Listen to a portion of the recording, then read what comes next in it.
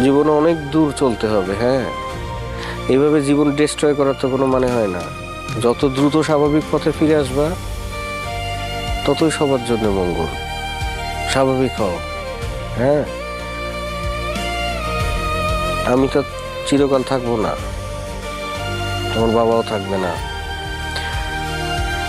নিজেরে গুছায় না নিলে বিপদে পড়বা তো। এই যে